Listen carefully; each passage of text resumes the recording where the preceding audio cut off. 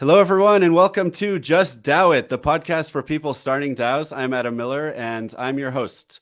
I am the CEO of MyDAO, which provides legal entity solutions for DAOs and Web3 broadly. And prior to starting MyDAO, I did consulting for people starting and operating DAOs. We are recording live again, which is exciting. I'm sure something will go wrong, and that's okay. And we'll publish this to our podcast feed later today as well. As always, the first half of the episode will be our news report, where Daniel and I will dig into recent DAO news, and the second half will go into a more classic interview with Daniel. While we're going through the news, we will also talk about what's relevant to our topic today, with Daniel. What I'm really excited to talk about is how things are going with DAOs and why we should not give up on a more democratic future for organizations. Daniel, do you want to give a brief introduction to yourself and what makes you an authority on DAOs?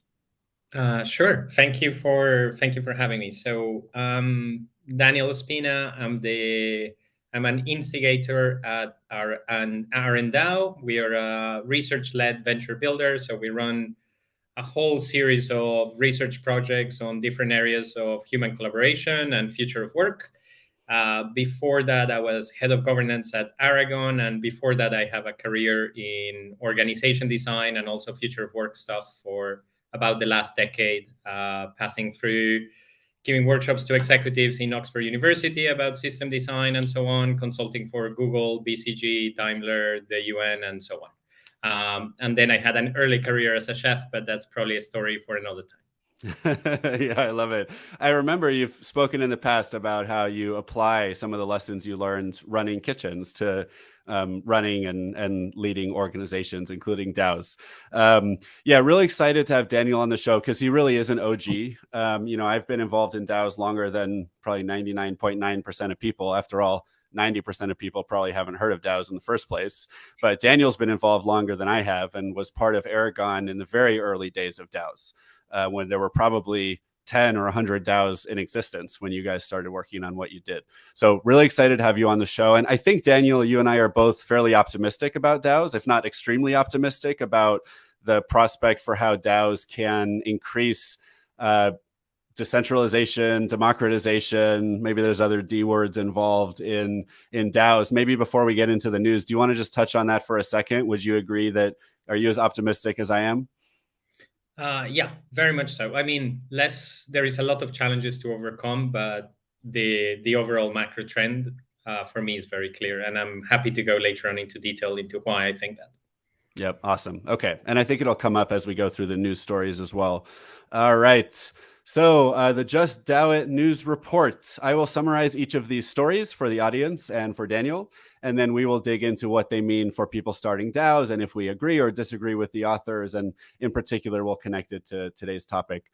So the first article is called Cybernetic Organizations, Borgs, are doomed to fail. This is from Cointelegraph. The subheader is Cybernetic Organizations automate decision-making so that DAO actions can be taken without proposals, implementing law through code.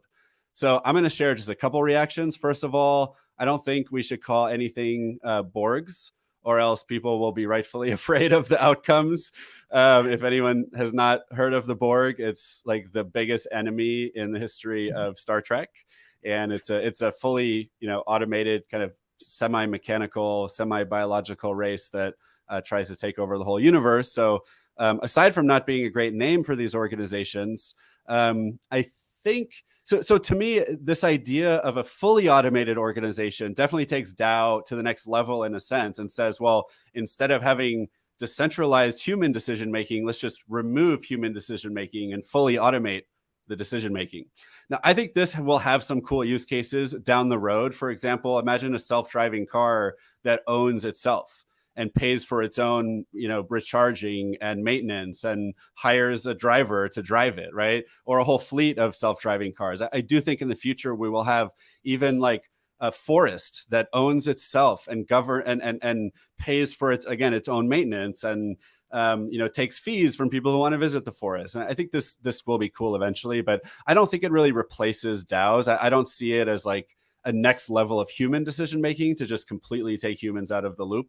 I see it as just something different that we're not quite ready for yet. But I don't know. What do you think, Daniel? Yeah, so maybe one thing the term is kind of funny because he's bringing back the whole cybernetics thing back from the 70s, which has been one of my favorite methodologies and frame of thinking and so on, and now it's kind of reincarnating and resurfacing. Um, Sometimes in a slightly misguided way, like as you're saying. I also think the name is terrible, but the what I think the Borg can sometimes fail to grasp is the tremendous desire that humans have for autonomy, for having choice. And at the same time, like, governance is work. If you ask me to make a lot of decisions I don't want to make, that's not choice. That's rather an imposition on me, and I'm not going to like that. And if someone can take that away, I'm happy for it. If someone can take away my admin work, I'm super happy for that. I don't want to decide if something should be pale blue or dark blue for the color of the toilet. I don't care. Maybe someone else cares, but I don't. So this idea of removing choice that we don't want makes a lot of sense, but there are a lot of choices that we actually want to make, and it's not only about the benefit of making the choice. Like, even if an AI could perfectly understand what's right for me, that would feel tremendously disempowering, and most likely by our psychological construct, we just wouldn't like it, unless the AI is putting us in some sort of matrix where we think we're making decisions there and we're leaving our phone there, right? But so I do imagine there are a bunch of sections of decision making that can be automated. Uh, but again, humans like to make decisions. It's also enjoyable. It's a way to express our identity, to express our choices, to interact with the world, to feel that we are alive, and so on. And I don't think that's going away. So it's sometimes we can dehumanize a little bit too much DAOs, and by that failing to understand that belonging, that making choices, that a lot of the things that we're doing have a small aspect, but yet very important, of existing for their own sake, because we actually like doing those things. And if it's not there, we'll find it somewhere else. Yeah, by the way, we have a comment from Joshua Hale, one of my favorite crypto lawyers. He says the toilet should always be periwinkle. So maybe we can automate that pretty easily then, Josh, going forward. All right, moving on to the next story. This one is from CoinDesk, and the headline is, "This free-to-mint soul-bound NFT tracks your Web3 work history. Digital community platform Coordinape is rolling out CoSoul, which allows users to create a digital resume on-chain." First of all, if anyone has not heard of Coordinape, definitely recommend checking it out. They're very well known for some of their early work in building social systems to help DAOs run their business, such as a system that allows you to vote on who contributed the most recently, and then give the most rewards automatically to those people. Now they're releasing this new tool, a soulbound NFT. If anyone doesn't know what that is, that's an NFT that sticks with you. You can't sell it, you can't trade it. So the point of it is to kind of act like an identity. And in this case, it's an identity that tracks your contributions to the DAOs or other Web3 projects you're involved in. This is an idea I've heard thrown around a lot, that if we're doing all of our work kind of on chain through DAOs, why not also track all of that work in an immutable, trustless way, so that when that same person goes to another DAO in the future, it says, "Hey, I want to contribute to this project. Here's my resume," right? And instead of sending a paper resume that then you have to trust, you're sending, or you're simply showing or offering for validation, your soulbound NFT from Coordinape or whoever that has that history of the work that you've done and the success that you've had.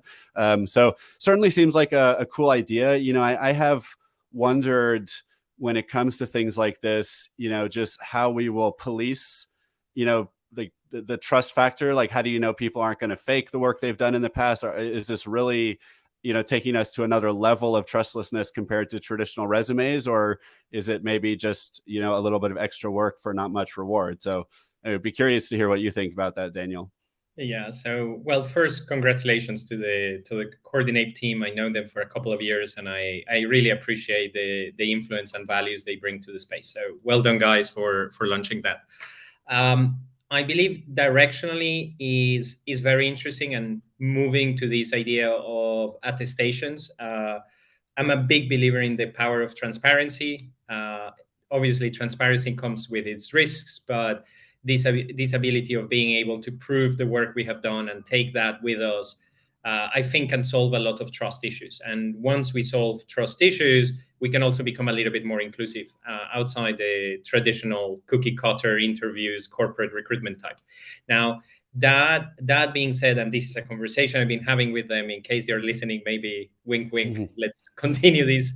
But I believe these things become really valuable is when we can integrate it together with trust graphs and other data sources. Like I see Coordinate as a valuable tool, but potentially more part of a broader compensation stack that also needs to be integrated with understanding what is the position that someone has within the social network, because the data outside context means a lot less. Full disclaimer, we have one venture in RnDAO that is focusing on community analytics, and we map the social network. But so what I think can be interesting is combining these sort of technologies that understand the piece of work that someone has done, like in a Coordinate circle or as a bounty or something like that, with the relational data, so you can map that out. And then, because as you start to map the social network, there is also an overlap between DAOs, you can start to kind of create bridges of trust. And now this DAO is very closely related with this, because there is like 10-20% of people who overlap and something. And if you trust this other DAO, then, and they trust these people, then you might trust somewhat.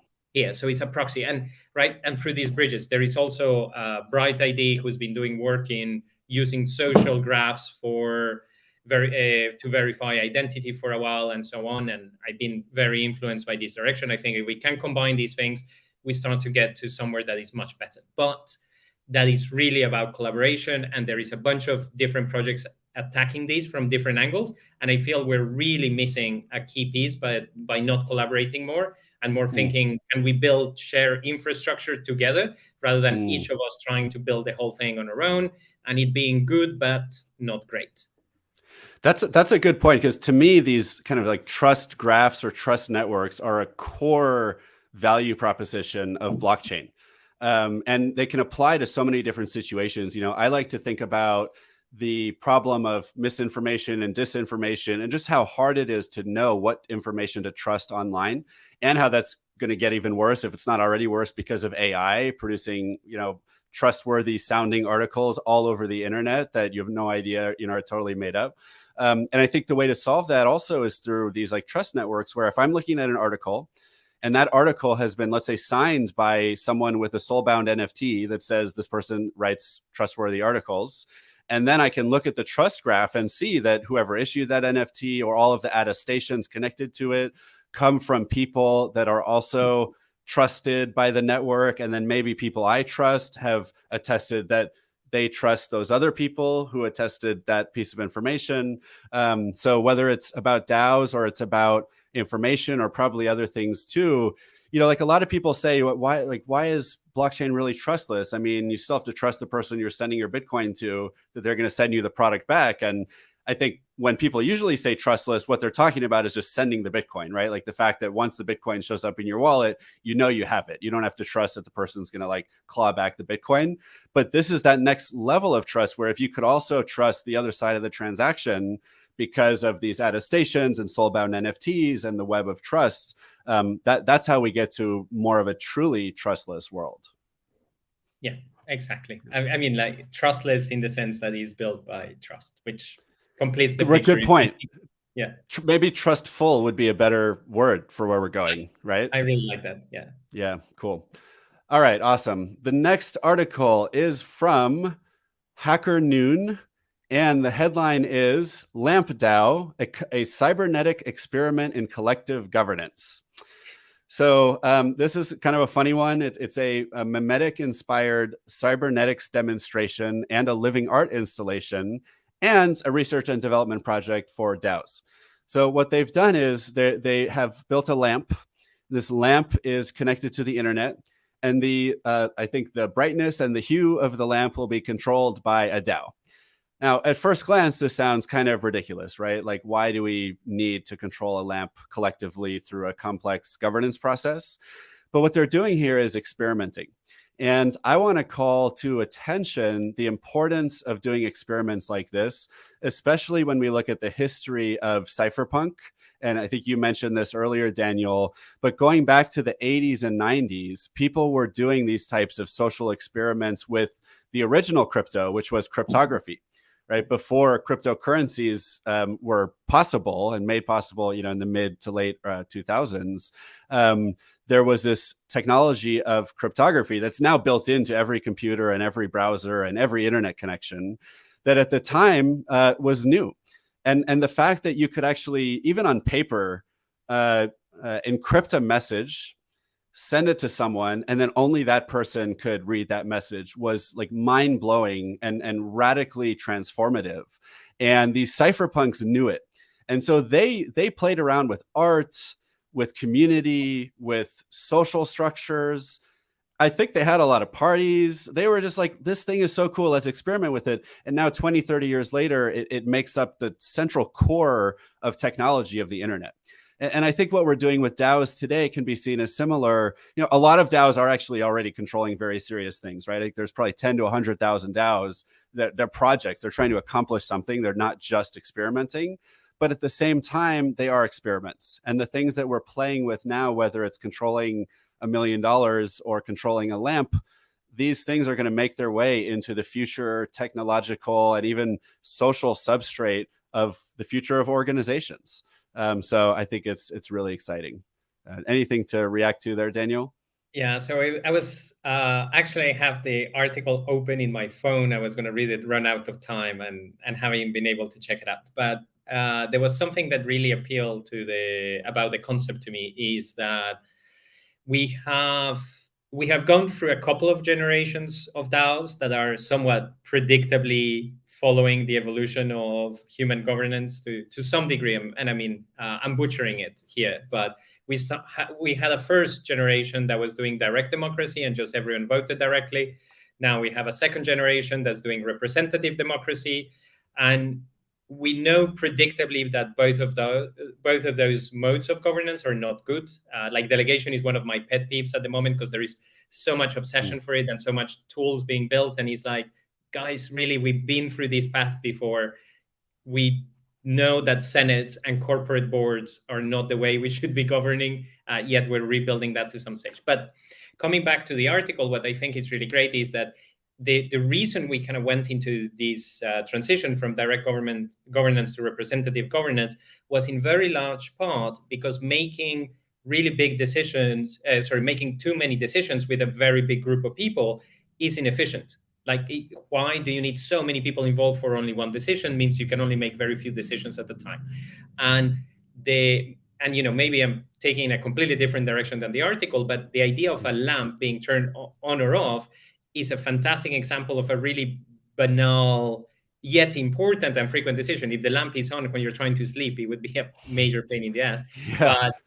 But it's a super operational decision. So can we push these to extreme? And is there some way that we can imagine that actually a collective can govern these? So do we do it through delegation? Do we do it through automation? Do we do it through... And all the problems of human organizing can come around with as simple an experiment. So I think it's really cool that we create these sort of intellectual playgrounds to go a little bit outside the box and see if we can come up with better solutions than just repeating history. Let's dig in a little bit more to the important topic that you brought up of the future of democratic systems, if that's a fair way to put it. Saying that we started with direct democracy when democracy was invented, and then quickly moved to more representative democracy with the Senate. And now we've had a number of models of democracy that are some combination of the two. Maybe sometimes, in California in the United States, you can actually have everyone vote on a new law and it goes into effect. But then most of the decisions in most democratic nations are actually made by representative governments, including in California, whether it's a Senate, a Congress, a parliament, or some combination or something in between. So if you're saying that both of those systems clearly don't work, which I think you are, well, maybe first of all, if we could just, how are you so convinced that they don't work, as opposed to just maybe they're hard and like sometimes they're good and sometimes they're bad? But then also, do you have a solution in mind already for where to go next?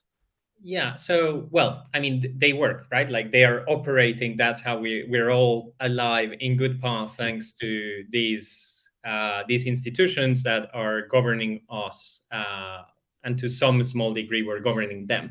That being said, a lot of the issues that they suffer from, voter apathy, like people feeling disempowered and so on, corruption, clientelism, lobbying, all of these things already exist in DAOs. If you go and look at some of the DAOs that are using these models, very predictably, those patterns are already alive. And myself experience some of those frustrations on regular basis. So we have found that people tend to delegate their vote once, but they don't redelegate. So you actually end up stuck quite often with a bunch of influencers. And the issue with representatives is that they are representative in theory, but in practice, they end up in a very different position than the majority of the people. So that can be because either they are wealthy and influential, and hence they don't need to work, so they can afford to do it for free, while the majority of the people are not in that position.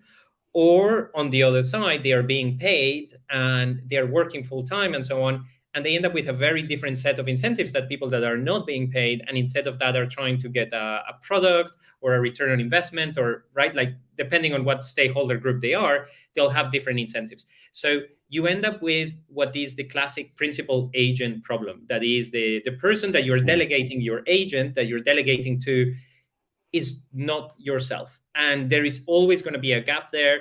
And if they're visible, like delegates tend to be, then it's really easy to lobby them, to bribe them, or otherwise to find some way to capture the organization, for this elite to take advantage of their position. And we have in corporate governance, again, corporate governance is shareholders, we could call them token holders, delegating to a board of somewhat elected representatives, the directors, who then appoint a CEO. And I was already hearing someone saying of, oh, what if the most voted delegate should be like the chairman of delegates? Like, fantastic, we reinvented corporate governance. So we want all of this trouble to end up in the same place.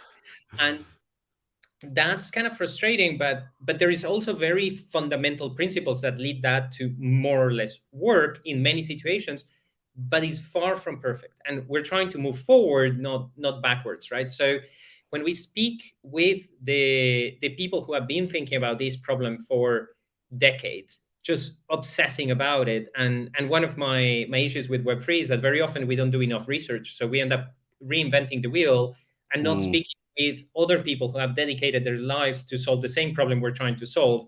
And so if you go and speak with democracy researchers, and there is a bunch of them in the world, they go like, oh, you know what? I'm super excited about sortition and citizen assemblies. And this is not even theory. This is a pattern that, for those that are not familiar, you can imagine a sort of American jury, where, like in the movies, where there is a group of citizens who are elected at random, like selected at random to be the jury. They're not experts in law. They're not experts in criminal law. They're not the detectives who go and find all the clues. They're a jury. And this jury then is pitched by a couple of experts, the lawyers, that give them a lot of arguments and a lot of evidence in favor and against and so on. And then the jury goes into a private room, they discuss between them, and they come up with a decision.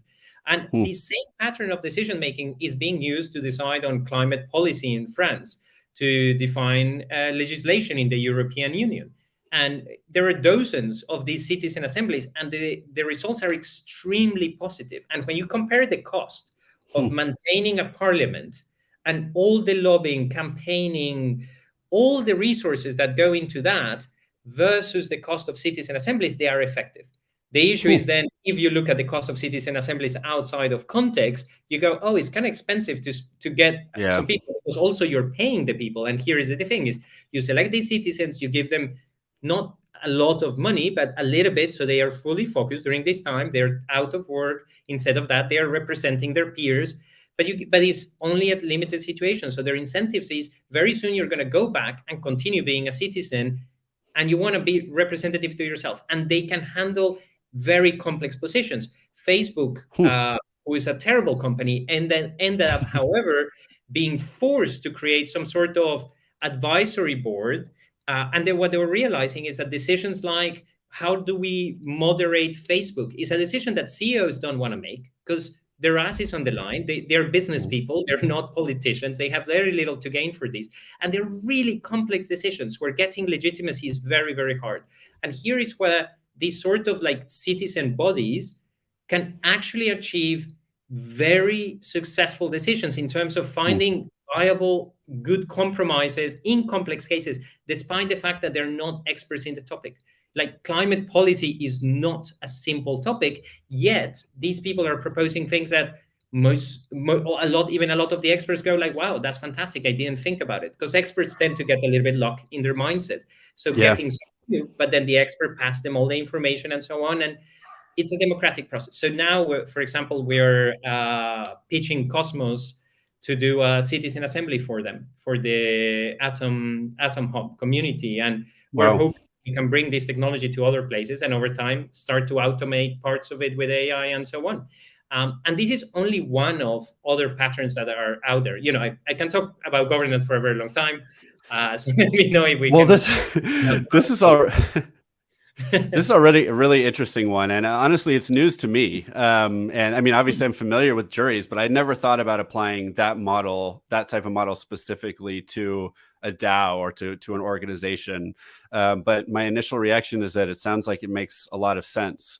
I've heard maybe similar-ish idea was also, if you really wanted to have a representative group of people like a Senate, you could also choose them randomly. Rather than having them be elected. And then they actually, statistically speaking, right, mathematically, you would expect them to be more representative of the general viewpoints of the population than a group of people that's selected based on a popularity contest and wealth and whatever other reasons people might vote one way or another. That's really interesting. So you said it's called, just for everyone's sake, citizen assembly, or was there another word for it? Sortition? Sortition, that means selected at random. But the key is the combination of the random selection and deliberation. And that is structured deliberation. Like throw 10 people who don't know each other into a room and ask them to make a really hard decision, they're going to hate each other. They're going to end up arguing. It's not going to be effective. But put in an experienced facilitator who can guide the conversation. Like a judge. Well, exactly, like a judge, precisely. Like the pattern is there. And it's like a timeless, time-tested pattern for the most difficult decisions that we need to make in ambiguity, in uncertainty. Like, should this person be put in jail for life? Should they be even killed? Because they killed, like those are like insanely hard decisions to make. And this is the pattern that we're using for those, which also means that this is not the pattern that we should use to decide whether the lamp goes on or off. Right. Different mechanism for that, and finding the right balance in the two. Anyway, and so there are other things that we can bring into the mix. Cool. Maybe going to the broader theory around DAOs is that we start organizations because we cannot satisfy our needs alone. So users want to use a product, investors want return on investment, workers want to get paid and make a living, right? And none of these people are able to do this in isolation. So we come together. But that also means, like, essentially a well-functioning organization is one where these different stakeholders are happy. And they have different needs. We tried with tokens at the earlier generations of DAOs. It's like, okay, in corporates, only shareholders decide, and that's bad because then shareholders benefit and the others end up getting screwed at some point. So what if we make everyone a shareholder? And it was a nice idea, a little bit naive. Now we discover in retrospect, because the contributors, they sell their tokens quickly because they would need to pay rent and so on. Otherwise, they wouldn't be working for tokens or for money, right? The users, they're like, oh, cool, but also over time they will eventually sell, and very predictably the funds end up getting concentrated in the hands of a few, or the contributors stop being contributors, they move to the next job, and guess what they are now? They're investors, technically. They're shareholders. Exactly, they're shareholders. So we need to actually embed this multi-stakeholder governance deeper than just giving people tokens, deeper than just airdrops, even though the airdrop might still have a role in the future, but not as we thought historically, to decentralize. That's like, oh yeah, let me decentralize for 6 months and then go back to centralization. That's what happens. So the other pattern that I think is really key is if we're going to do sortition or something like this, is let's realize that for pretty much every single organization, we don't have a single group of people, but we'll have multiple groups that need to be represented. And there is different ways to bring them together, but we need to make sure that they're represented in an effective way, and not just through a principal agent problem. Like if you have a representative of the users that we're going to pay, guess what? That's not a representative of the users. That's an employee. That's what you made them. You're paying. Yeah, good point. Salary from you, right? So these things are not super easy to crack. But I think if we can combine these two patterns with some aspects of delegating specific areas of responsibility to teams that then take care of it, the teams can make operational decisions like lamp goes on or off, equivalent in a DAO. Those sort of tactical, quick, simple problems or complicated problems can be solved by teams, but the complex problems, the really hard stuff, defining the rules of the game, the policies, the ownership of the organization, do we issue more tokens or not? Do we raise investment? Do we choose vision A or vision B? Those really complex decisions, they can be made through the citizen assembly or sortition and deliberation with multiple stakeholders being represented. And that will create a lot more legitimacy, and also just allows you to process a lot of really difficult to process information and make decisions that ultimately people are happy. And if they're happy, they're going to work, they're going to use the product, they're going to keep investing, and that benefits everyone. Wow. Really interesting. I'm curious. So, if anyone wasn't already convinced, they should be convinced now that having experts in organizational design and organizational science should be brought into crypto and Web3 as much as possible. What's your experience with reaching out to folks from that space and telling them about Web3, telling them about DAOs? I mean, do they have the same average reaction as when you tell anyone about Web3 and crypto, that, probably 50 to 90% of people are kind of hesitant or resistant, or they don't believe in it, or they say, well, what we already have works fine. Corporations are already working on decentralizing decision-making and, pushing power back into the teams and innovation back into the teams. I mean, I've heard that type of reaction, for example, from folks in the management psychology world. What kind of reactions do you hear from others coming from that world? Is kind of mixed. I think the issue is that crypto has it was first there was crypto. Let's say Web3 and DAOs only exist multiple years later, and so we are in a, if nothing else, in a time disadvantage there for the time each community has had to mature. And the NFT craze really didn't help this space at all. Of course, like FTX and all the centralized scammers, that didn't help at all. Like that has set back, I would say, set humanity back close to a decade, or at least 5 years, because so many fantastic projects and so on, they're just not being able to fundraise and not go through because of the amount of scams created, a loss in momentum that we had really, really strong momentum. Now, we can talk about the fundamentals later on, like the battle is not lost. We just lost a few years, but the direction is inevitable because of, multiple trends, if nothing else, because multiple people coming together for an organization, they're going to want to come together to get benefits. And if there is a better alternative, they're going to go to a better alternative. So now the cat is out of the bag with DAOs, and is not going back into the bag. Even though DAOs at the moment are terribly dysfunctional, people are still flocking to DAOs, even though they are embryonic, right? So, but that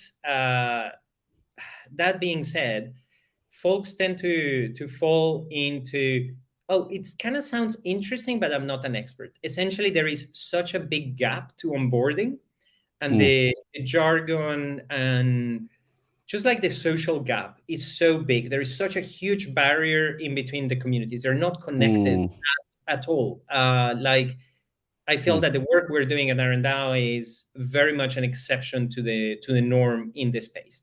And we actually did some research with the folks from what was it? Anyway, I forgot their name. We will come back. But Talent DAO. I know Talent DAO is another big one in this space. Yeah, exactly. Talent DAO is also trying to bridge it, but no, it was Noble, who are building some organization mapping stuff, and they come a lot from the self-managed world, which is a pocket that Most people in DAOs don't even know it exists, but it's the whole holocracy, sociocracy, Thiel, reinventing organizations, Frederic Laloux. And these pockets is a whole bunch of like very progressive management folks or people thinking about how we can run organizations better that have been doing it for decades.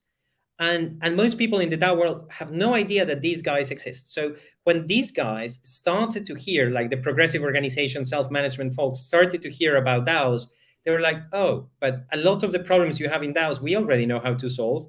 Why is no one giving us loads of money? Why are we not in the cover of all of these magazines? And they just kind of felt resentful about it. And so we tried to like understand why they were not communicating. And they were like, just kind of like, I don't know if you had that experience with Clubhouse. I have an Android, so I couldn't use Clubhouse until like very long time after. And by the time I could use it, I was like, I don't like you guys. I'm going to use Twitter because you excluded me. So I think they have a little bit that attitude. And then on the other side, even those that want, is not easy to find jobs in DAOs. I really struggled like around 2018 and so on, because I'm not a developer. I really wanted to be part of this space. It was kind of like, oh my God, this is amazing. I had very in-depth, deep conversations with people who were thinking about this technology and future of organization. They're like, cool, can you code it now? And I was like, no. And they were like, oh, okay, well, good luck, bye. And, right. And so we created this culture that's so developer-centric. I think the L1s and L2s are so tremendously misguided in the way they are designing incentives. They're thinking, if I attract a bunch of developers, my ecosystem is going to flourish. And guess what? Developers build great code. They don't build great businesses. If you want a sustainable, flourishing ecosystem, you need loads of great businesses. You need loads of great projects. You need institutions, but cultural creation, a diversity of things. That's what creates resilience. Ecosystems are about diversity and resilience and multiple relationships. If you go, it's like, oh, you know what? Let me create a really sustainable ecosystem in the Sahara Desert. You know what I'm going to do is I'm going to get all the zebras and nothing but zebras. Plant all the grass, then they're going to get overpopulated and die. And that's kind of what happens with developers is we gave only incentive to developers. We got all the developers and a whole bunch of businesses that have no product market fit, no business model, no user research, very idealistic, super smart developers, like top class developers, some of the most amazing thinkers that we have that are also very multidisciplinary, but they're not psychologists, they're not political scientists, they're not economists, they're not marketeers, they're not user researchers, right? So it's kind of like these very misguided incentives that have created a very insular culture. That also because of the idea that DAOs are the leading edge, people are like, oh, we need to learn by being part of it. And reading or studying other sources of knowledge is not that valuable. That we actually found this through user research, speaking with many folks that were like, do you look into other sources? Why not? And so on. And so it's this unfortunate thing that it's creating huge separation between the communities. That being said, academics get interested into it. And at first they were very resistant. They were like, oh, it's not that innovative, nya, nya, nya. And over time, they're kind of like, yeah, it's not necessarily like, it's not going to change management theory. Maybe a little bit. Okay, maybe a bit. But then they're like, oh, but actually there is really cool stuff happening and very cool experimentation. And now I have Go. You know, to me, what one way of looking at what we're building in the world of DAOs, most of us are building in the world of DAOs, all the technologists and developers, we are building a new technology substrate that makes it possible to organize people and run organizations in a bunch of different ways that were never possible before. And now we need the people who actually need to run or manage organizations to learn about this new substrate and say, oh, now that it's possible to do X, Y, and Z in addition to A, B, and C that we've been doing for hundreds or thousands of years, let's see how we can mix in a little bit of X, Y, and Z with the stuff we've always done to form, more effective organizations effectively, right? And I think it's probably a more accurate way to look at what most of us in Web3 are doing in the world of DAOs is we're just working on the substrate, but we need people to come and actually figure out what to do with that substrate. So I really like where you're coming from. So let's move to the next news article. But I love that we're actually digging into these issues because it's helpful when we dig into them as they relate to things that are actually going on. The next article is from Cointelegraph, and the headline is Azuki DAO proposes to recover 20,000 ETH from Azuki founder Zagabond. Members of the DAO claim to be a dedicated group of Azuki enthusiasts. It's the latest wrinkle following the launch of the controversial Elements NFT collection.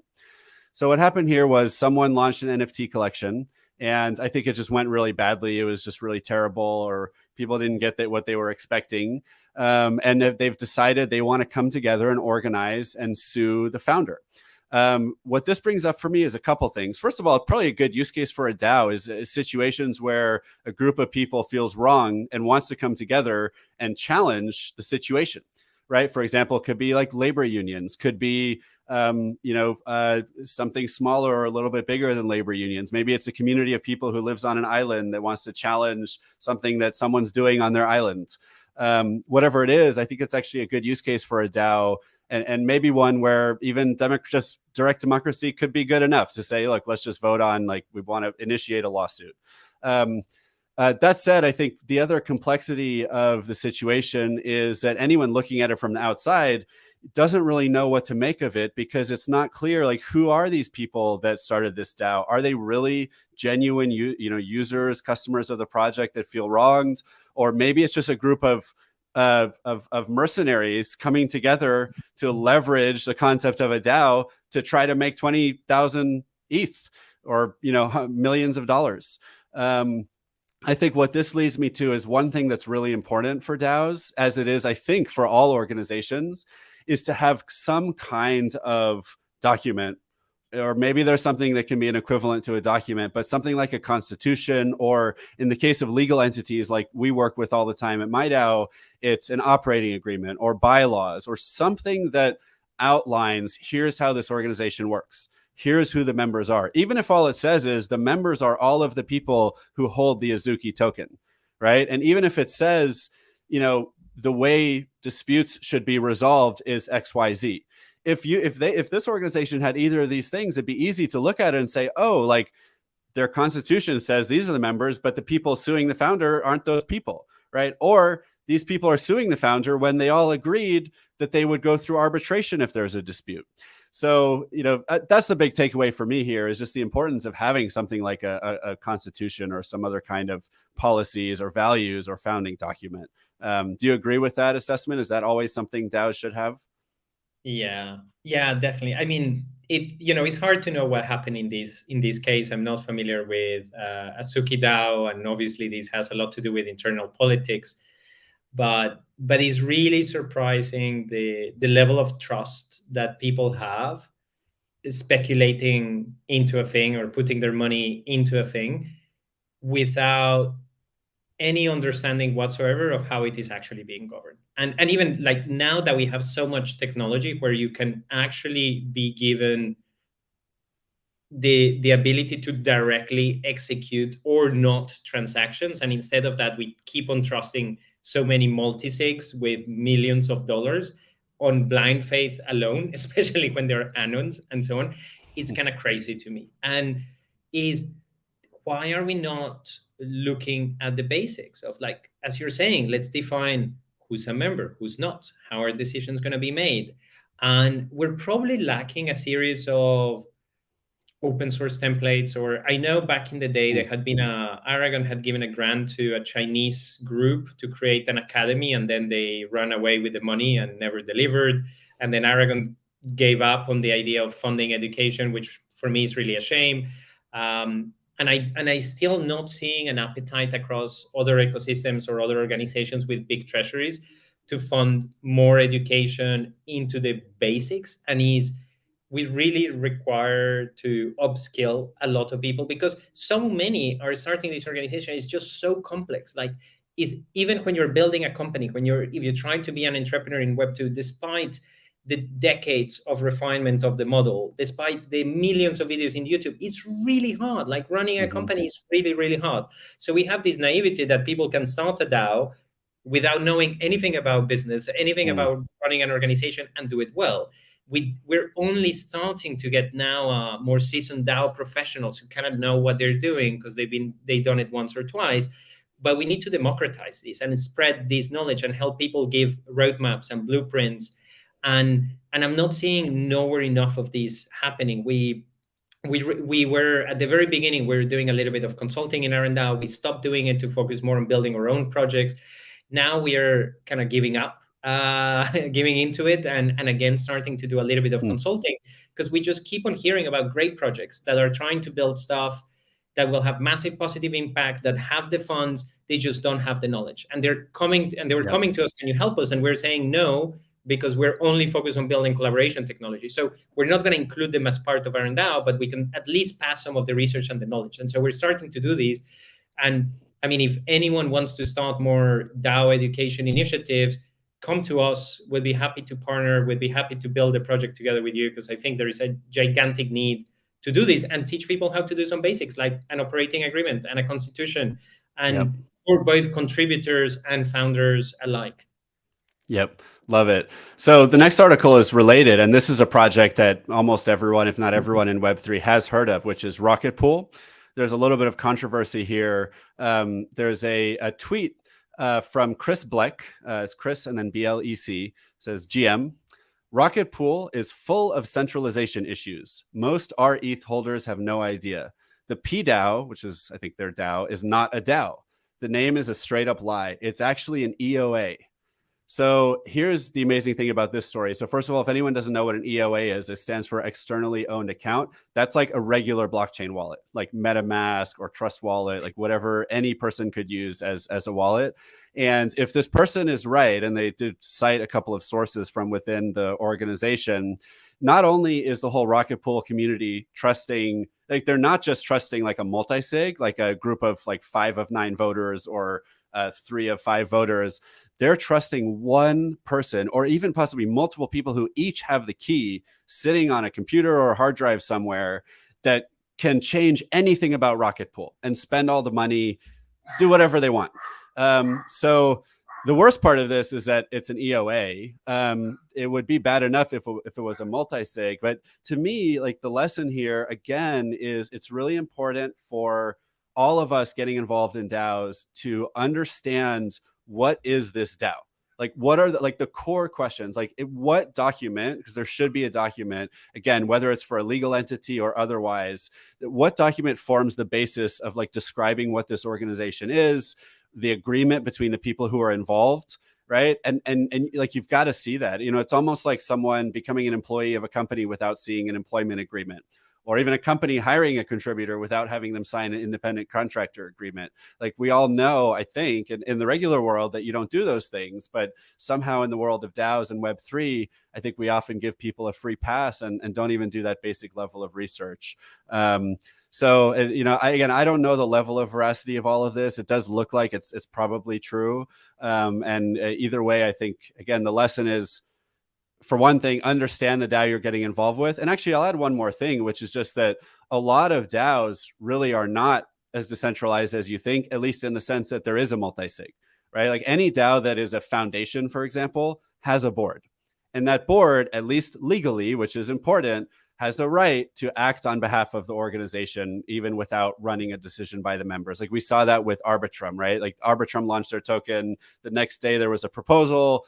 Everyone voted against the proposal. And then the board said, oh, actually, we're doing this whether you vote for it or not. And it caused all this uproar. And eventually, I think they didn't do it exactly. But, you know, so many Web3 organizations are not really as democratic as they say they are. And I think that's one thing people should really look into. Like, is it a foundation? Is it a corporation? Or is it fully decentralized? You know, for example, you know, we offer a DAO LLC that allows a DAO to form a legal entity and actually remain decentralized to whatever extent they want. Or some DAOs don't even need a legal entity. But if you're calling yourself a DAO and you have a board, I think you at least have an obligation to tell people involved about it. Yeah, I mean, absolutely. And, you know, I would hope that DAOs could really improve upon this. In theory, they do. In practice, it's not happening because the majority of DAOs are not DAOs.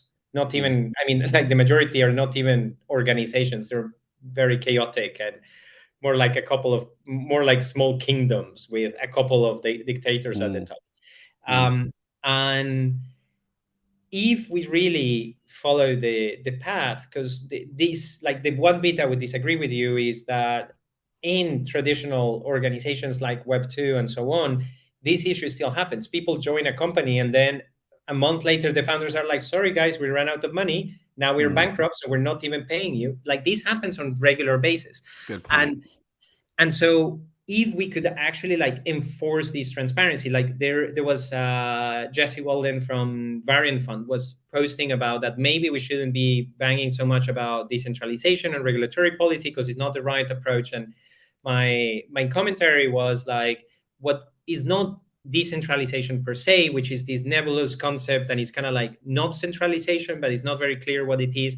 But if I'm like, if we can enforce transparency and multi-stakeholder governance, then we can, those are really powerful guardrails, so that then we can allow organizations to sell tokens with a lot less protection than we currently have, more freely, more liquidly. And this could empower people to also contribute more for tokens, which reduces their reliance on capital. So all of those underserved communities in regions that traditionally, like right now, if you don't know investors, you're not allowed to post on Twitter, please introduce me to investors. This is illegal. That's crazy, right? Like, we're enforcing people into poverty to stay in poverty. And unless you already have a bunch of friends who are investors, how the hell are you going to get access to capital? But on the other hand, if these communities can coordinate, mint tokens, distribute those tokens for everyone who contributed, and then start to sell those tokens quickly, like fast enough if they're creating value, we empower billions of people to improve their livelihood. Like, we unlock massive amount of human potential, massive amount of innovation. But this requires transparency. And we are getting that in Web3, despite the fact that we could get. And so it comes on one side through, well, there is some issues with the technology. Like, if you actually adopt a proper DAO stack, like Governor, you fork Governor Bravo or one of those things, is you're still paying fees on chain, and that's been expensive. So now that we start to have more scalability and L2s and something, it becomes more viable, but there's still more work to be done there. And because of this gap, unfortunately, we let the multi-sigs become the de facto thing. But if you run an organization, you should be allowed, it should be the norm, as you're saying, like, ask, can I get the address of the multi-sig, or at least of the treasury? Right. Show me the contract, show me a thing. And we're, one of our projects is creating an AI tool that allows to read a smart contract, that you just pointed at the smart contract and translated into human readable language. So you could use our tool to be like, tell me how decisions are made in this DAO, and this is the smart contract. They cannot point you to a smart contract, and then you can verify yourself that this is legit. Well, what are they hiding? And should you even be joining? Don't take unnecessary risks. Yeah, and I just want to take one step back to what you brought up about the radical, innovative capacity of allowing people to raise money much more easily and with fewer regulations that they have to follow, because DAOs can be so transparent. I think another amazing use case for that is effectively charities or nonprofits that can also sell something like equity, which is their governance rights, to raise money. Right? Traditionally, nonprofits all over the world, the only way they raise money is through donations, or they can sell their service as well. Right? And the people who donate money, they don't get anything in return. Maybe if you're one of the biggest donors, you get a board seat. But now with DAOs and tokens, you can have a nonprofit organization that gives tokens to its members, its contributors, and you could have investors, and then again sells tokens out to the community and says, hey, if you want to be a part of this, if you want to have some governance rights, buy this token. And now, for the first time in history, a nonprofit can raise money the way traditionally only for-profits could. And to me, that's another thing that could be so radically transformative, that suddenly you have nonprofits with market caps, and therefore can raise money the way for-profit companies can, and it could just have such a huge impact. So I just want to second the point that even just the transparency that DAOs make possible could be radically transformative, even if people want to run their DAO just like a traditional corporation. Or maybe a better way to put it is, put your corporation on chain. You still get value out of this, right? If you want to be a corporation, fine. You want to have a board, fine. You want to have shareholders, fine. Still come use our technology that we're building in the world of DAOs, so you can be more transparent. You can guarantee compliance with certain rules by putting them into your smart contracts. And still, I think there's a lot of value there. Yeah. Yeah, absolutely. It's like sometimes it's because the whole decentralization, Web3 autonomy is being pushed so much from an ideological perspective. And that was very needed. And I actually appreciated that this space is so idealistic in many ways and visionary. But the downside of that is that people who don't quite get the values, they are like, well, why would I do that? And so the whole idealism can sometimes hide that underneath there are very pragmatic reasons like economic financial reasons for which, going back to I guess the topic that we were heading towards is that there is these very strong reasons why new ways of organizing are taking over and are gaining traction, and is that they can also make financial benefit, because one of the biggest problems in the world is disengagement, is the fact that people are looking through the window instead of doing their work because they don't care. They feel like a cog in the machine. They don't feel engaged. They don't feel motivated. Bonuses, they motivate you for a very short period of time. Then suddenly you stop caring. If you're a high skill contributor, high value contributor, above 150,000, research has proven time and again that above $150,000, money doesn't make a difference. So whether you get a bonus of 20,000 or 30,000 or $40,000, you're like, yeah, whatever. It makes an impact for a very short duration of time, and then you need a new bigger bonus, or it does nothing for motivation. This has been like proven time and again. So we need to engage people with meaning. We need to engage people with autonomy, and transparency is fundamental to enable those kind of things to happen. If people feel out of the clique, out of context, if they feel they're being excluded of the information, if they feel other people are privileged, like access to information is a tremendous source of power. You want to empower your people, well, give them access to information. Otherwise, you're purposely keeping them in the dark. You're disempowering them, and that affects their motivation, that affects their performance, that affects turnover. They will take more sick days. They will look out of the window. Like Gallup values this problem at $7.8 trillion per year, like almost $8 trillion per year that we're losing to employee disengagement, essentially because people are not doing the work because they don't care. And why would they care when you put them in situations like that, where you're not even giving them the information about how things are going, how the organization they depend on for their livelihood? If they cannot even have a reassurance about that, why would they care? Yeah, and I agree. There's such a huge opportunity to give people more ownership, or something like ownership, in so many aspects of their lives, right? Whether it's local organizations, the local park, the local garden, other shared resources, where instead of just being an occasional user, you own a small amount of that local park, right? And you have some feeling of like, I'm part of the world, instead of just I use the world. And I want to just mention the last news story of the day, and we'll tie it back to this, is a tweet from Sydney. It goes by 0x Sydney. And this is actually a tweet thread about ApeCoin DAO, which is a relatively new DAO that's very, very interesting. And I just want to talk about the first thing she brings up, which is voter apathy. So she says, for the most recent special council election, 20 million votes were cast. ApeCoin has a circulating supply of 369 million. That's a participation rate of 6.7%, and non-election participation rate averages 1 to 2%. Now, I'm going to argue that that doesn't matter. And I'm going to argue that for a couple reasons, right? First of all, let's say everyone on the island I live on, right, has some tokens in the local park. And someone proposes, hey, I want to install like another slide for the kids in the local park. Now, if 98% of the people who have those tokens just don't give a shit about whether there's another slide in the park or not, why should they have to vote? That's fine. Like, let the people who either care a lot about whether there's more slides in the park, or know a lot about slides, or have really strong feelings about the aesthetic, like, let them vote. And actually, that's the optimal scenario, is that most people didn't vote.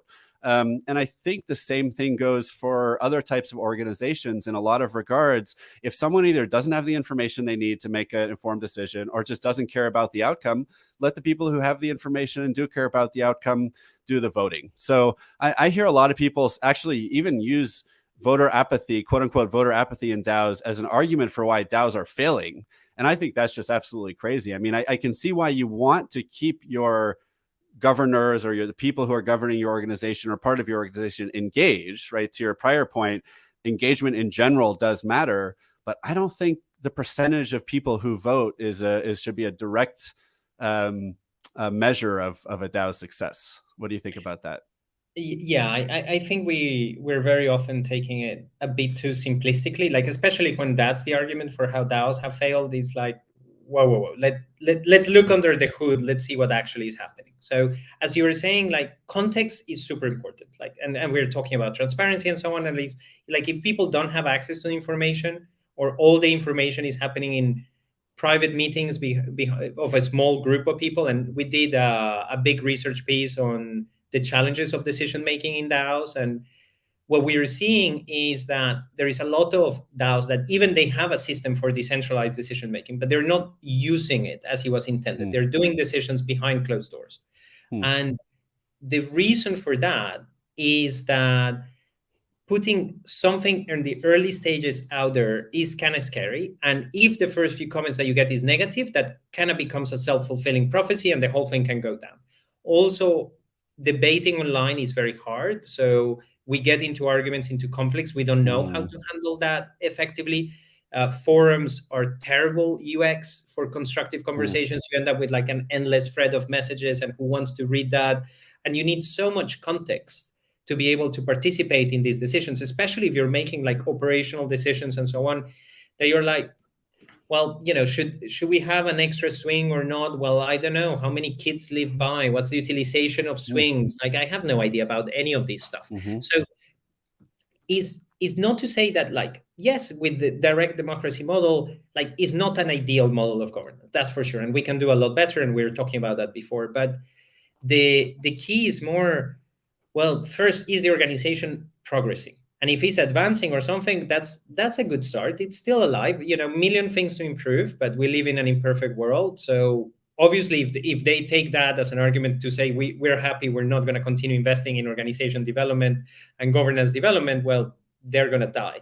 But if they continue, that's okay. It's just a phase in the evolution of the thing. Not necessarily the best start or something, but it's a good start. They're underway. Like, these things is hard. Let's be a little bit. Let's applaud each other a bit, right?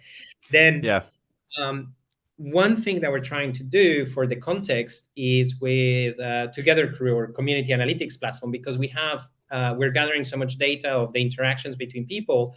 We're now creating a bot that you can use to query that data, to essentially ask the sort of hive mind, ask the collective knowledge of the communities, like, hey, what do we think about these? Or what recent example is we're working with a Neo4j database for some stuff, and we're testing what is the Neo4j database used for, and it can tell you, well, this contributor said that it was done for this, and this other one for this stuff. So it can summarize information and provide context on demand.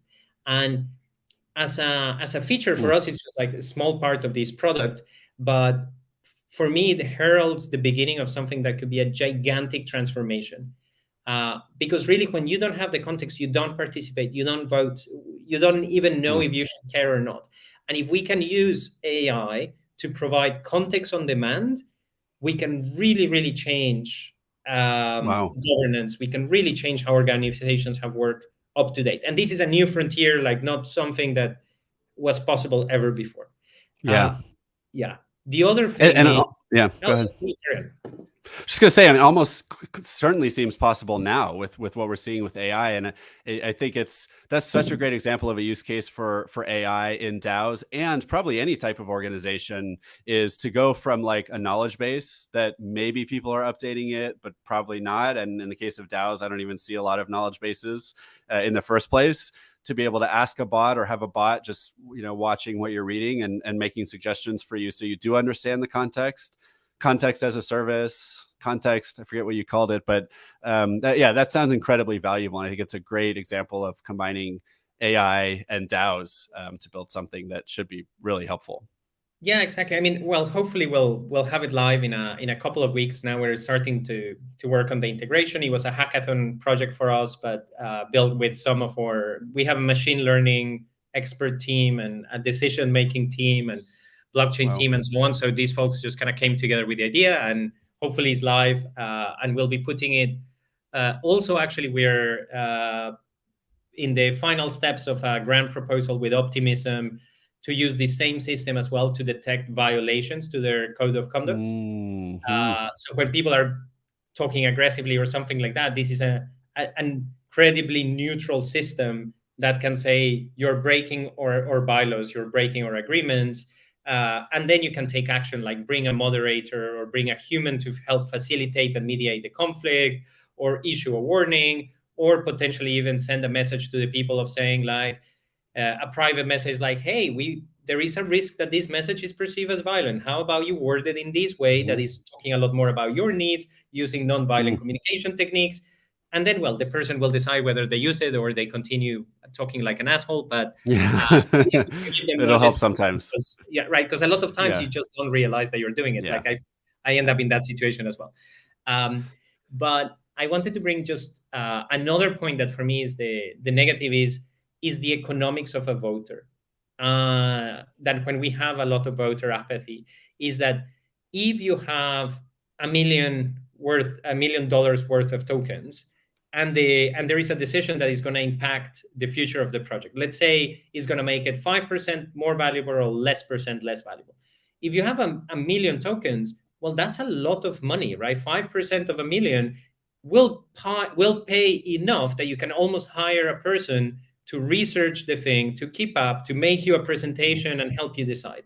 If you have $10 worth of tokens, 5% pays nothing, right? Like if you live in rural Mongolia, it can make a difference for you. But otherwise, if you live in one of the capitals of the world, you cannot economically afford to engage in that decision. It will be destructive for you, financially speaking. I mean, you might do it because it's a nonprofit and it's your hobby or you care, whatever. But economically, it's already non-viable. So that's also like one of my biggest arguments against this direct democracy, is that making decisions is expensive. It is work. You're governing the organization. People usually get paid to do those type of things. So when you expect people to do it for free, well, many are not going to participate. And in many situations, that's fine. Like the decision that you were saying is relatively inconsequential. But then when you design the governance system, is sometimes you need to define a threshold. And if that threshold is too high, it becomes very hard to pass decisions. Uniswap had this problem for a while, potentially still today, is that only very few people have the influence and enough tokens to rally enough support to meet the threshold and pass a proposal. And in the case of Uniswap, that might be okay, but for many DAOs, that would mean death. And if you put it too low, you become susceptible to attacks and governance attacks. So the voter apathy is a big problem of that. And there are other ways we could segment these to avoid the problem, like sortition would completely bypass a lot of these issues. But in the meantime, we need to look at those economic of voters and figure out, are we actually leaving not only like a risk on the table for attacks, but on the other side, what would be the potential if all of those people had a meaningful, valuable way for them to contribute ideas, to contribute labor and improve the DAO, which probably more people voting on the same decision in very few cases is going to be more valuable. And it sounds like that's where this AI tool comes into play too, right? Because it would be very hard. Let's say I'm part of 20 organizations in the future related to like the city I live in. There's gardens, parks, holiday parties, what maybe policies for homeowners associations. If I'm going to be part of 20 times as many organizations in the future as I am today, which I do think is the future we're moving towards, I'm definitely going to need AI and other systems to help me vote, help me contribute to the decision making and the governance for all these organizations. So it sounds like that's something we absolutely need. So with the rest of our time, I want to dig into a couple things in a little more detail. The first will be what we started talking a little bit about, which is like how are DAOs doing and why are you still so confident in the positive impact that they will have.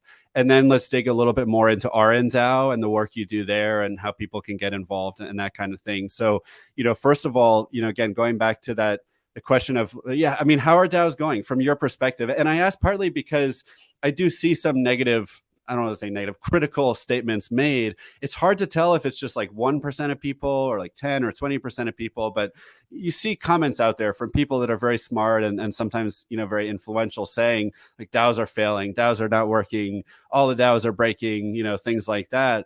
And again, I don't believe that, although I think there's good reasons why they are saying those things. But what do you think about that? How are DAOs doing, and why are you still so optimistic?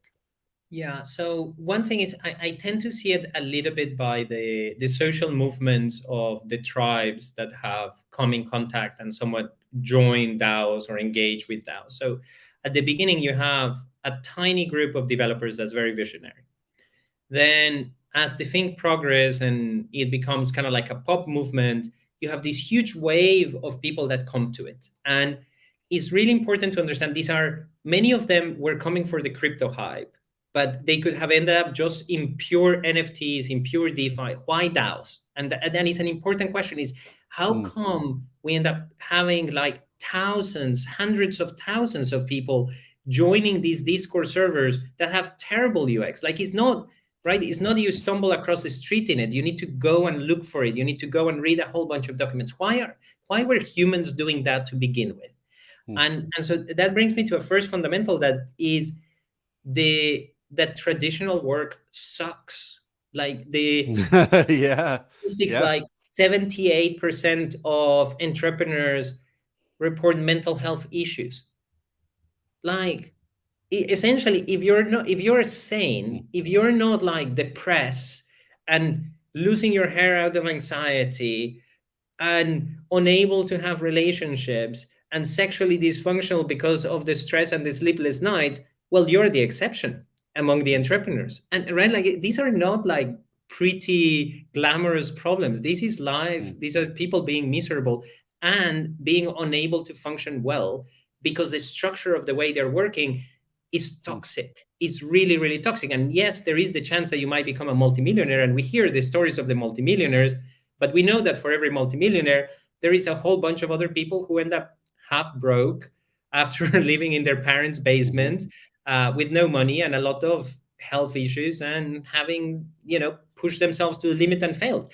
That's not a nice place to be. That's not a good way. And then there is the corporate worker who's trapped because they make a good living, but they keep on looking through the window. And that is this $7.8 trillion per year waste in productivity, plus the amount of human potential. And meanwhile, the world is on fire. We have climate change, poverty, corruption, like a million different issues that we could be solving and making our lives better. And instead of that, these people are trapped in jobs they hate and for which they do the minimum.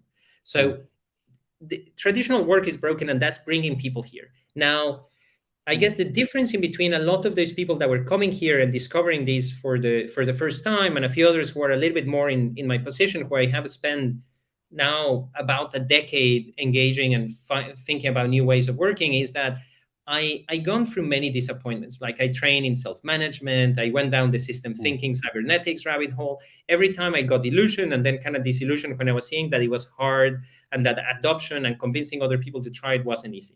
So by the time I got to DAOs and now I'm like, well, I'm in this in the long term. This is a marathon.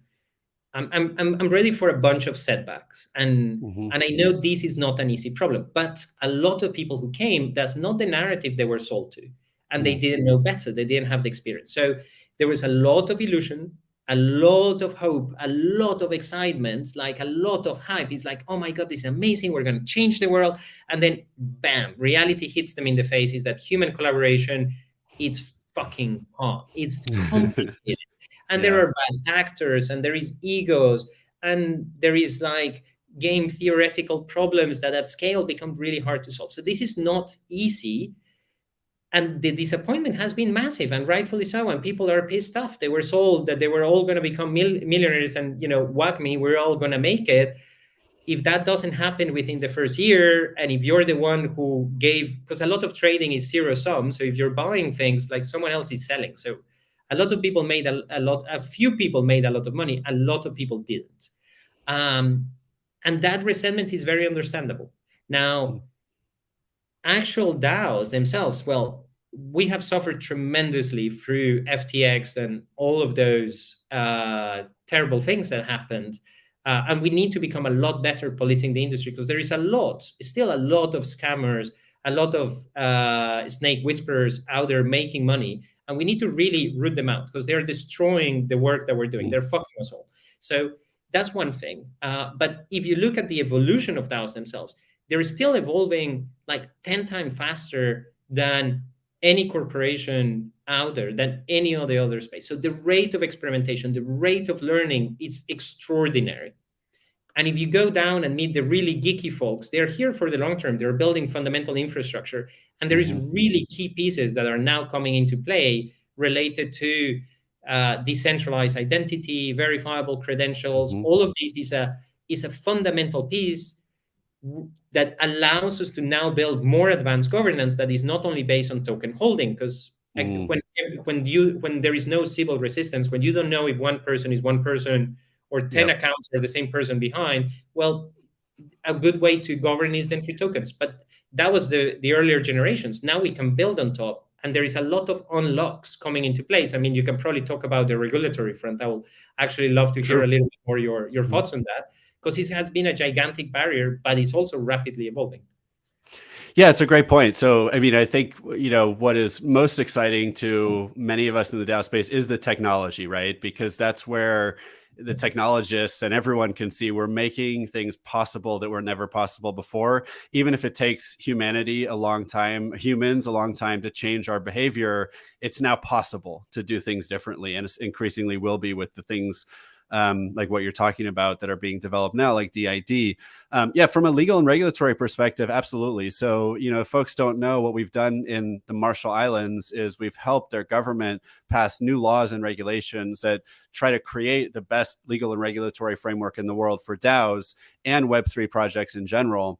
And it doesn't stop with one or two laws, which, by the way, it's hard to even draft and get one or two laws approved. But every few months, we're going to continue proposing new legislation, new regulations that address all of the challenges that DAOs and Web3 projects have integrating into the legal system as it exists today. A lot of it has to do with people who might otherwise want to, create a legal entity or form some kind of legal structure in the United States, but are afraid of what the federal government might do, or already not happy with the rules and regulations that the US has come out with. And so they're looking elsewhere in the world. Folks who are elsewhere in the world may already be used to, looking around and considering the different options, whether it's Cayman Islands or Switzerland or British Virgin Islands. And now we're bringing the Marshall Islands to the table. And so, an example of what our legislation allows a DAO to do is to create a legal entity so that it gets the protection of any legal entity, so that members of the DAO are not held personally liable for the activities of the DAO and the other members. It allows the DAO to do things like sign contracts, make investments, own property, whether it's intellectual property or real estate. And then finally, it allows the DAO to, if it's a nonprofit, not pay taxes and not have the members pay taxes, or if it's a for-profit, to pay taxes so that the members don't have to pay taxes for the DAO's activity, just like in a corporation. So it allows DAOs to do all of those things without having to have a board or shareholders, right? And being allowed to use tokens to track membership without tracking the real names and physical addresses of all the members, without having to keep paper records of all your decisions. So all these things that DAOs would never want to do, they have to do with most legal entities and most legal structures around the world. And that's what they don't have to do with what we're building and what we've built. So that's the legal and regulatory side of things.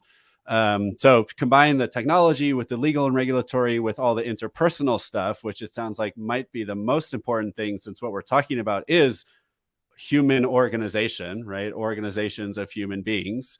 And then I think we get to a pretty good place. So speaking of which, I mean, do you want to talk a little bit more about RnDAO and, what your mission is and the type of work that you guys are doing? You've already mentioned a few projects, but maybe there's more you want to talk about too. Yeah, sure. I mean, so for us, what guided us quite a bit was seeing how there was so much fragmentation in this space. And we were talking a little bit about this before with what the coordinated folks are doing and so on. But is that if we follow the traditional incentives of the lone entrepreneur, we end up with all of those mental health issues, all the pressure that comes with it, but also very competitive incentives. VCs will are structured in such a way that they need you to get $1 billion valuation, tackle a $10 billion market, and those are super competitive. But also they push you in a way that you're having to invent everything. So you're trying to invent all the components of a business model, of a product and viable business model, which is really, really hard. And at the same time, you're having to invent a viable organization that can deliver that product, that can continue to evolve it, and so on, because one cannot exist without the other. And that's a tremendous amount of work. So you end up overworked, quite stressed, a little bit lonely, and so on. And so we say it takes a village to build a startup. But usually what happens is there is a lot of people who they'll give you advice, they will have one call with you. But if you're like, oh, okay, cool, thank you, thanks for that piece of advice. Now I implement it, I refine my pitch deck, or I change this in my value proposition, or I change this thing in this feature. Hey, can we have another 1 hour call to talk about it? And you're like, I mean, it's the second time you ask me. This is getting okay, fine, maybe. Then if they need to ask me a third time, I'm like, sorry, mate, I'm too busy. Like, or pay me a consulting fee or something. And you're like, oh, but I'm a poor entrepreneur. I don't know how to pay you. Well, good luck. You're on your own. Good luck designing your governance. Good luck figuring out how to build a community and reward your team and all of that without ending up in the Web2 trap and going backwards and all the issues that creates. So we have these incentives that force every startup to reinvent the wheel. And with Web3, we really talk about the whole modularity and composability, like the Lego building blocks that can piece onto each other. And that's a beautiful vision, but in practice, it's not happening nowhere enough because the incentives are not there. You have incentives to compete, to try to expand, to capture market. You don't have enough trust. You don't have enough time to think how you can work with other teams and so on. So that's created a lot of fragmentation, which also means that the talent is divided and means that every organization really struggles to amass enough resources, enough talent, enough knowledge, enough insights to build something really significant. And meanwhile, there is the Microsofts of this world that are making a lot of progress. So unless we can really band up together a lot more and collaborate a lot more, I don't think we stand a chance against Microsoft, Meta, and Google trying to own the future. With the metaverse, it was very clear that it was like Facebook versus the open source bottom-up world. And I'm kind of happy that the metaverse didn't quite work out in the timeline because I think we're losing that fight.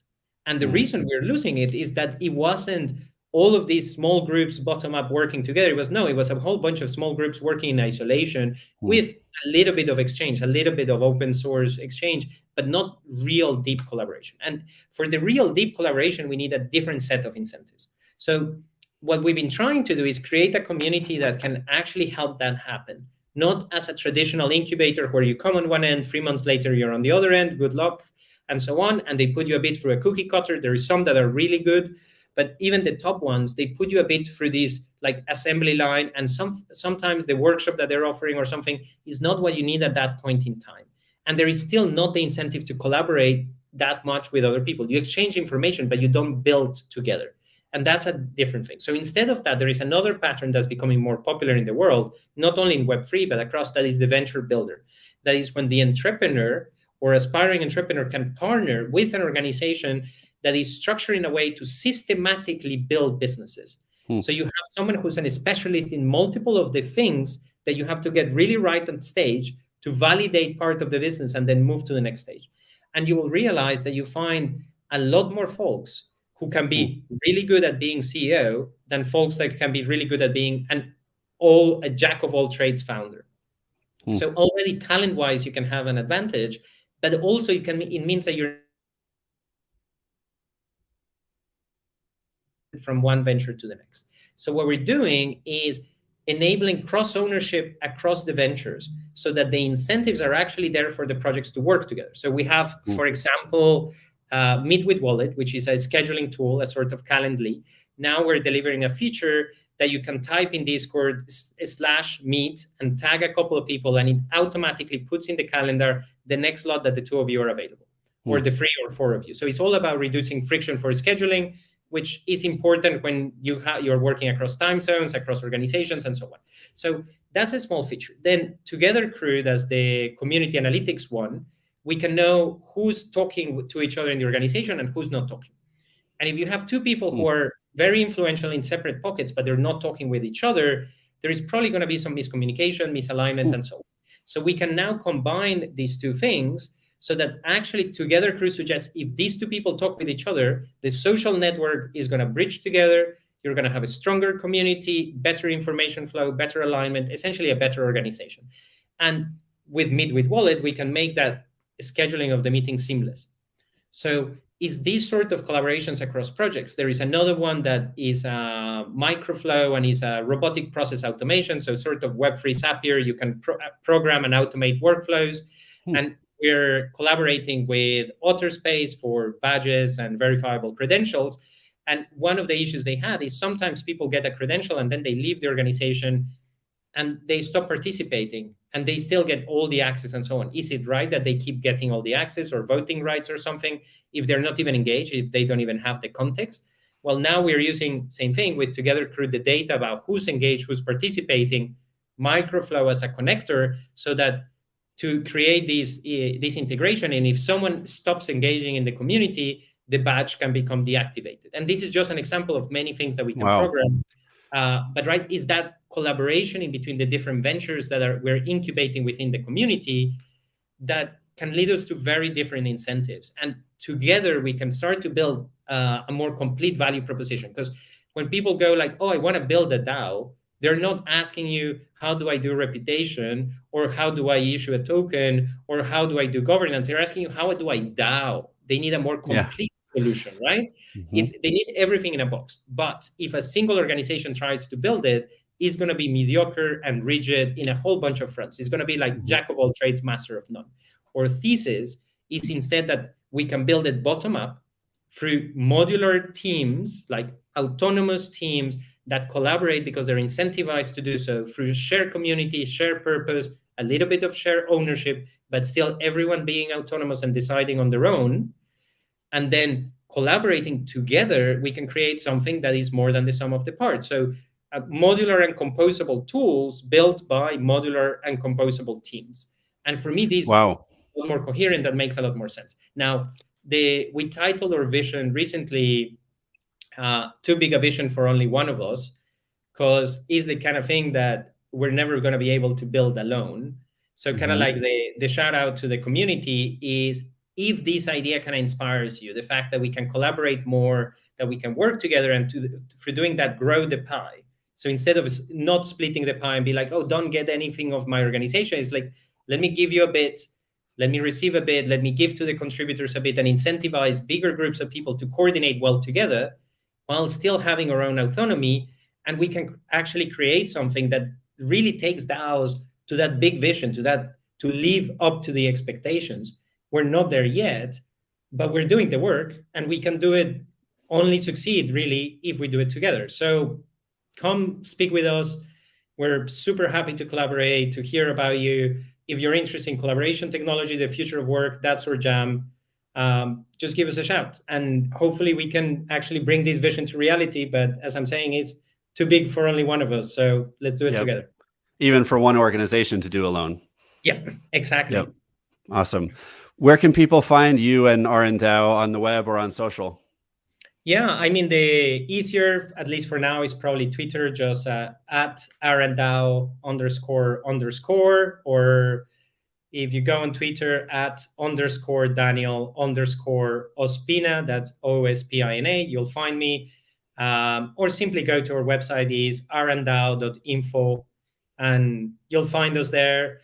Once you find us through one of those rabbit holes, you'll end up in our Discord, and there just follow the instructions, verify, say hello, and either myself or someone from our team will be welcoming you into the community, and we have weekly onboarding calls and so on.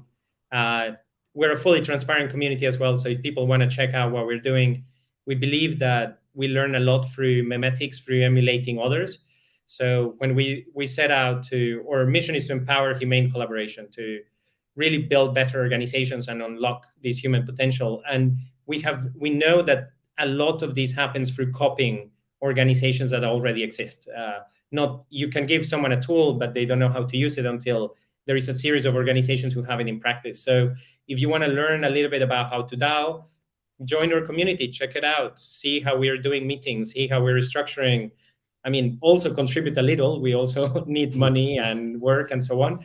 But you're very welcome to do a small sort of internship with us, contribute to one of or two of the teams, and through helping us build it, you learn more. Yeah, and the links will be in the show notes, but just so everyone knows, RnDAO is the letter R, the letter N, and then DAO, RnDAO. Kind of like if anyone, research and development DAO, but research RN and development. DAO. Yep, that's awesome. And love for underscores, apparently. Well,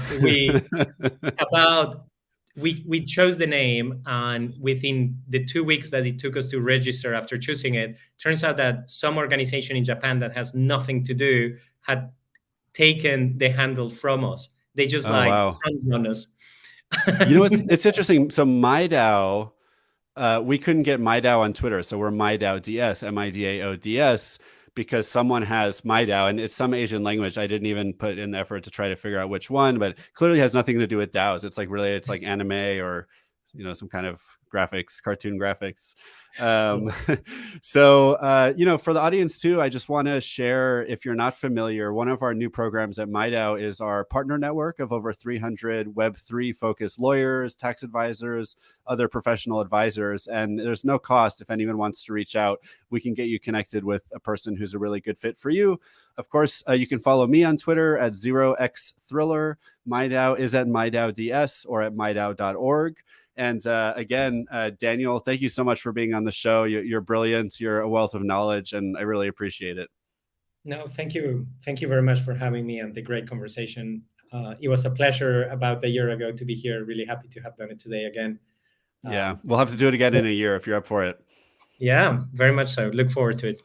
All right. And as always, none of this has been legal or tax advice. I don't think we gave anything like tax advice anyways, but there's good reasons why everyone should have a lawyer for their project if they're able to afford it. And we are not lawyers. Last thing for the audience. Are you thinking about starting a DAO? Just DAO it.